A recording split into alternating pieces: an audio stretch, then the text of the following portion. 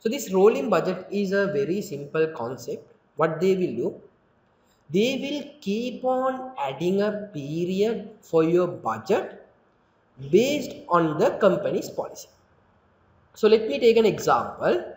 There is a company where they have prepared the budget for the year, let's assume 2010. 2010, they have prepared the budget.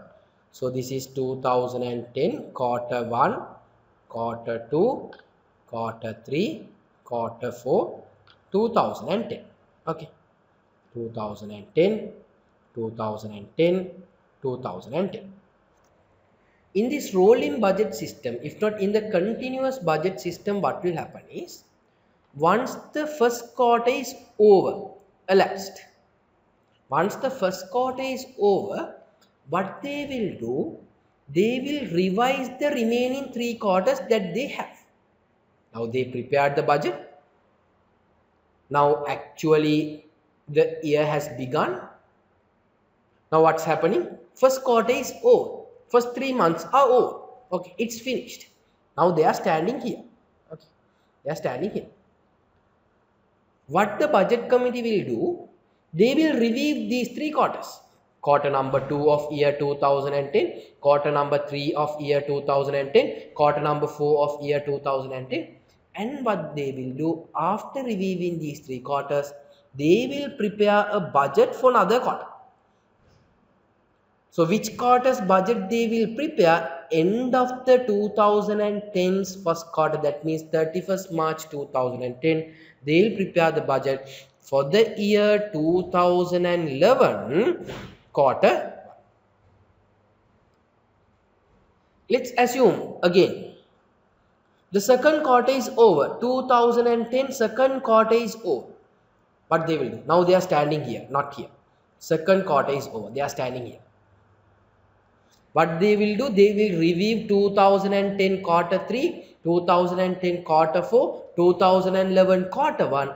After reviewing these 3 quarters, if there are any necessary changes, they will make the changes and they will prepare a budget for another quarter, which is 2011 quarter 2. So can you all see here, we are keeping on adding a period. Once a period is elapsed, we are adding another period. Once a period is finished, we are adding another period. So this technique, we'll call it as rolling budget, if not continuous budget. Then I am asking you a question. This technique, this method is more suitable for a business which is there in a dynamic environment or business which is there in a static environment. So this technique is more suitable for a business which is there in a dynamic environment. If the business is changing, the environment is changing, such as technology environment, it is better to have a dynamic, it is better to have a rolling budget because the environment is dynamic. Why is that? Once a quarter is over, you will review the remaining 3 quarters and you will add another quarter.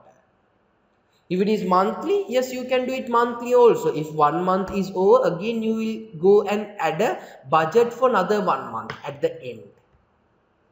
So this is what rolling budget is.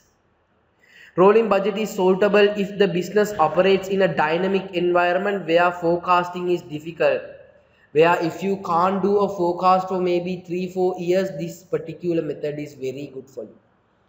If the organization requires tighter control, this method is good. Why is that? They will review the budget once in 3 months. Once the first quarter is over, they will review the remaining 3 quarters. Then only they will add another quarter again. So they can have a very tighter control. This is what, guys, the rolling budget is. But what you have to understand, rolling budget is little expensive method because once in 3 months you are preparing the budget, then your employees, managers, time should get involved. When the time is getting involved, it is a cost for the organization. So this method is little bit of expensive method.